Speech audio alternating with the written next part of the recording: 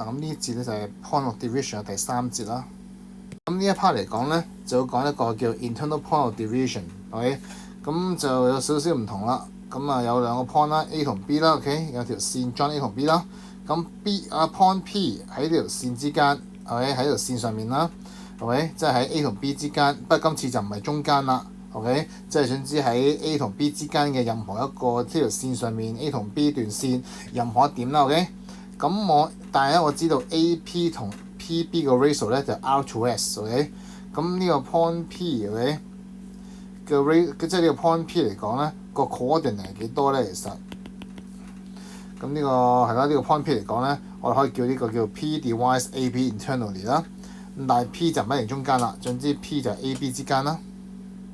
咁可以睇一睇段片先啦。Consider the line segment AB and a point P somewhere in between the endpoints. Here, point P is slightly closer to A. Doesn't matter where it lies on the segment, a point will always divide a segment into two parts. In this case, the point P divides the segment AB into two parts, AP and PB. This is called the internal division of a line segment.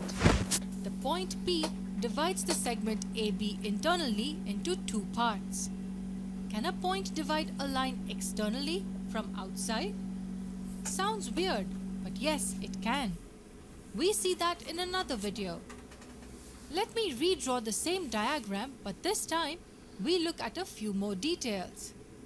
Let us assume that the point P divides the segment AB in the ratio m:n. If this segment is drawn on a graph paper, all points will have some coordinates. Let's assume that point A has coordinates x1, y1. x1 is the x coordinate and y1 is the y coordinate. And assume point B has coordinates x2, y2. What we would be really interested in is the coordinates of point P given the coordinates of these 2 points. Let the coordinates of point P be x, y. We have the coordinates of points A and B, and we have the ratio in which the point P divides the line segment AB. We have to find x, y using all the information we have. So this is how the internal division formula goes. Looks really complicated at first, but in actual fact is very simple. The x coordinate of point P equals m multiplied by x2, which is the x coordinate of point B, plus n multiplied by x1, the x coordinate of point A. And we divide this entire thing by the sum of m and n. What we just found out is the x coordinate of point P.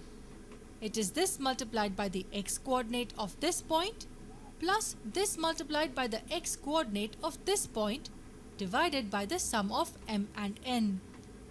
Similarly, the y coordinate will equal m multiplied by y2, the y coordinate of this point, plus n multiplied by y1, the y coordinate of this point.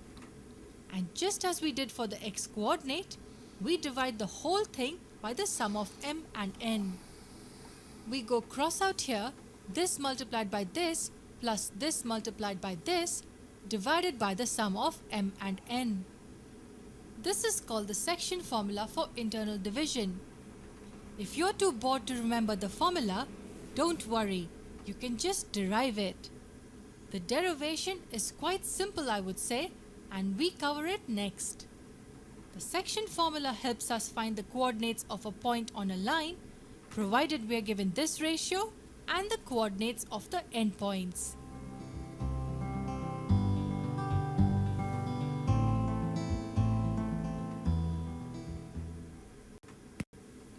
咁頭先就大致介紹一條 formula 點樣，呢條所謂 section formula 點樣㗎啦。咁啊大致去解釋下啦，用個圖啊。咁呢個最主要咧，其實個 proof 法就唔難嘅，就最主要係用呢個 similar triangle 嘅原理啦。咁呢個 point P 就係 x y 啦 ，OK？ 咁啊 point E 啊，於是咧我就利用兩條垂直線啦，再加兩條喺度喺point A 同 point P 咧加條橫線啦，就畫到兩個 triangle 啦。咁 point E 同 point F 嘅 coordinate 咧都可以揾到嘅。咁就呢兩個就明顯啦，就係一個 similar triangles 啦。咁我哋知道咧，咁其實一樣都係用翻個 distance 嘅原理啦。咁 x 個坐標嚟講咧，就係用個，因為我哋知道咧，佢呢對 similar triangle 咧，其實所有邊嘅 ratio 都係 r 比 s 啦，所以咧 AE 同埋呢個 PF 嘅邊長嘅 ratio 咧，咁邊長即係 x 嘅呢個 x 嘅距離啦，所以 x2減 x 減 x1 咁即係呢兩段距離嘅 ratio 咧就係 r 比 s 咯。咁所以經過調項之後咧，就變成呢條式啦。所以用即係如果我知道 A 同 B 嘅 x 坐標嘅話咧，將佢代晒落去咧，咁就揾到 x 即係個 P 呢個 point 嘅 x 坐標噶啦。咁 y 坐標同一道理啦，不過就用兩個垂直距離嘅 ratio 咯 ，A 用 r 比 s， 咁調項之後就變咗呢條式啦。OK， 即係話咧，我只要知 A 同 B 代咗佢 A 同 B 個 y 坐標同埋個 ratio 落去嘅話咧，咁就計到 y 嗰個嘅，即係計到呢個 point P 嘅 y 坐標嚟實啦。所以總括嚟講咧，下面呢條式咧就係計呢個 point P 嘅坐標嘅。所以呢條咧就係呢一對 XY 嘅式咧，就係計呢個 point P 嘅坐標啦。就得如果我哋知道 A 同 B 嘅坐標嘅話 ，OK， 咁代落將 A 同 B 嘅坐標同埋嗰個 R 比 S 呢個 ratio 咧代咗落去之後咧，咁就計呢個就係話呢個 P 未必係中間啦 ，OK， 總之係 A 同 B 之間其中一個 point 啦，即係 A、B 之間嘅一個 point， 但係未必係中間嘅，OK。咁總之 A.P 同 P.B 咧有個 ratio 嘅話咧，就可以代落去咧去計呢個 point 嘅 coordinates， 呢個就叫做 section formula。咁呢段片咧仲同大家介紹點樣去容易啲記呢條 formula 嘅。Hi friends, in this video we're going to learn section formula. Actually in previous video I forget to give you the trick to remember the section formula of coordinate geometry. So what's section formula? Let me give you a brief only once again. This is a line, suppose AB, right, and here is a point P, right. If this point P is dividing this AB line in the ratio of M1 and M2, and suppose the coordinates of A are x1 and y1, and coordinates of B are x2, y2, and if xy are the coordinates of P, then the coordinate of P, I mean the P point xy, is given by the formula m1 x2 plus m2 x1 whole divided by m1 plus m2, and again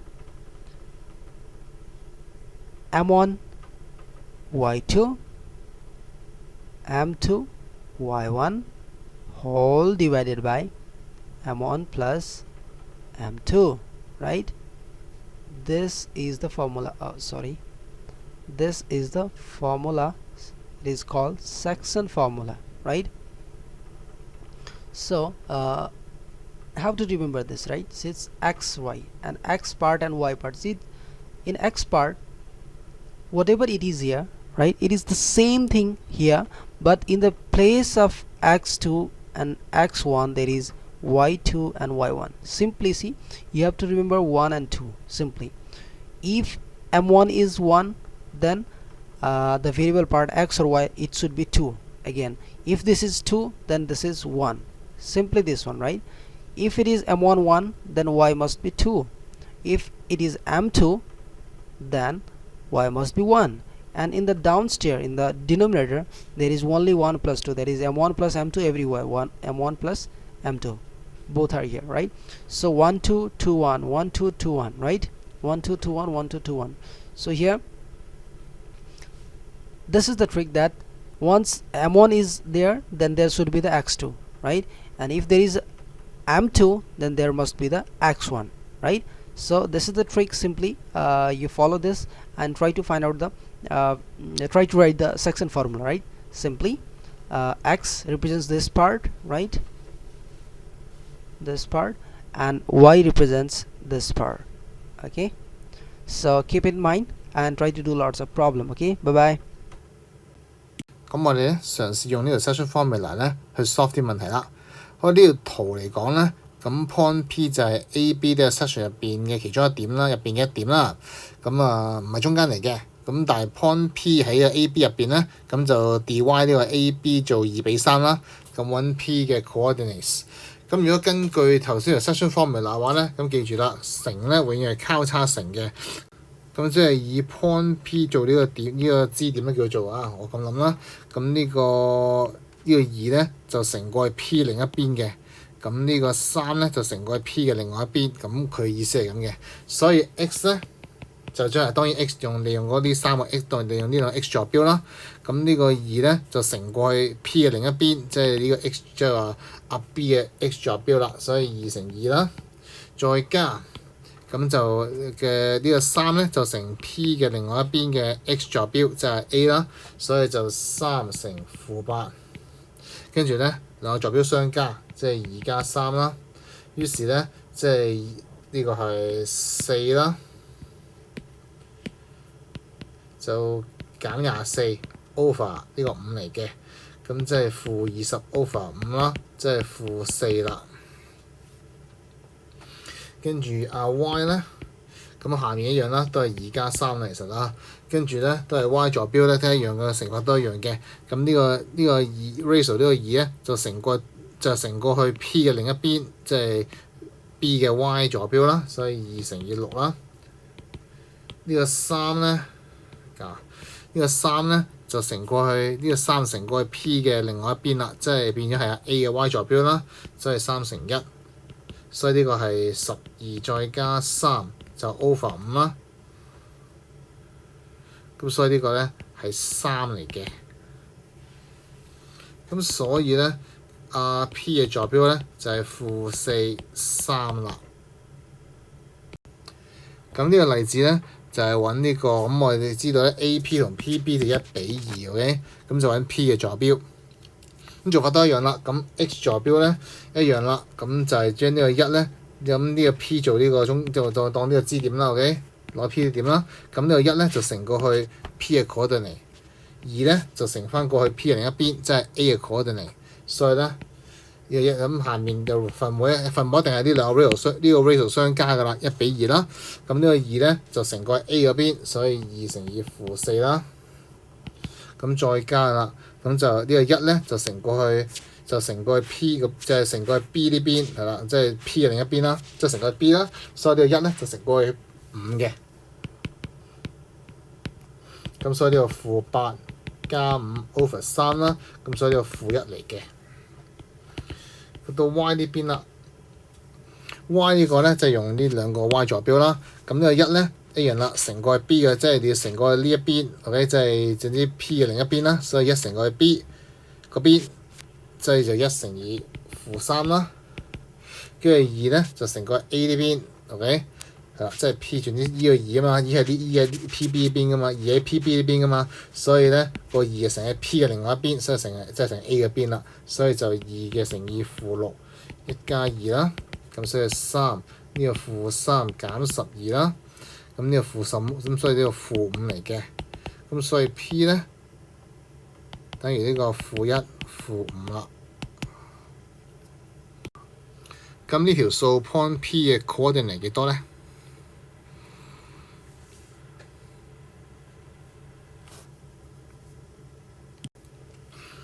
做法都一樣啦，咁3:2啦 ，OK？ 咁如果你要乘嘅用 P 呢一點嚟睇嘅話咧，3乘過去 B 呢邊，2乘 A 呢邊啦，總之係無論 x、y coordinate 都咁乘嘅啦。所以呢個嚟講咧，個 x 咧就等於呢個3加2啦。咁呢個2就乘過去2呢邊，所以2乘2啦。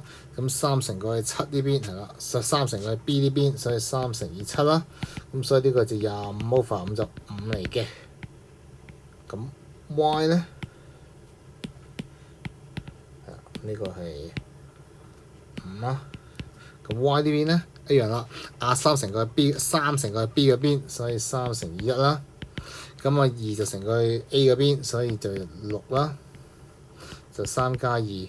咁咁呢個15，呢個15嚟嘅3啦，所以咧 P 就係5、3啦，所以答案係 D。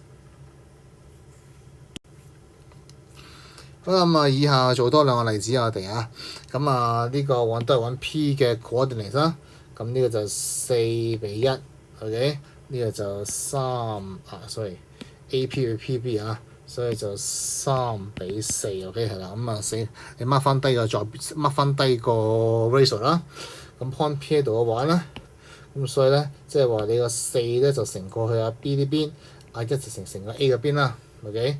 咁所以咧 x 嗰度人嚟講咧，1就乘個 A 嘅邊，所以乘以-3啦。咁4乘以 B 嘅邊，所以4乘以7啦。咁就4加1 ，OK。咁即係25啦，呢個5嚟嘅。跟住 y 嚟講咧，咁 y 嚟講咧都係4加1啦，呢個係啊。咁呢個4咧就乘個 B 嘅邊，即係乘以-9啦。咁1咧就乘過去 A 嗰邊，即係6啦。咁所以呢個咧就-30 over 5咧就-6嚟嘅。所以咧 point P 咧就等於呢個嘅5-6啦。好啦，到 B 呢邊啦，咁一樣啦，乘法就3乘個 B 嗰邊啦，4就會乘個 A 嗰邊嚟實啦。咁所以呢個 x 嚟講咧就3加4啦，跟住3乘過去 B 嗰邊，所以3乘8，4乘過 A 嗰邊就4乘1，咁所以咧呢個28 over 7就4嚟嘅。咁 y 咧一樣啦，3乘過去 B 嗰邊啦，所以就3乘以10，再加4就呢個4乘以 A 嗰邊，所以4就-4，係，所以30減16就7啦，咁即係14 over 7咧係2嚟嘅，咁所以 point P 咧就係4、2啦。咁呢一條數 point P 嘅座標係幾多咧？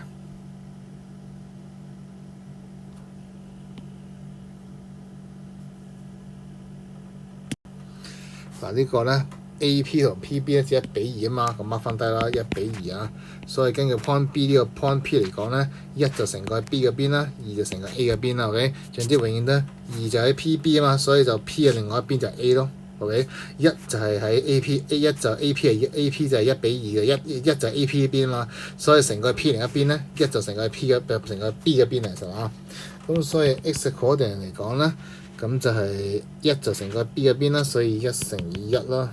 係啦，乘以1，跟住再加呢個2咧，就乘喺 A 呢邊啦，所以2乘以-2啦，咁咪1加2啦，所以1減4 over 3嚟嘅呢個係，所以就-1啦。而 y 咧一樣啦，1乘過去 B 嗰邊啦，所以1乘以7啦，再加2乘以 A 嗰邊，即係2乘以1啦，咁即係9 over 3就3嚟嘅。所以答案就-1、3啦。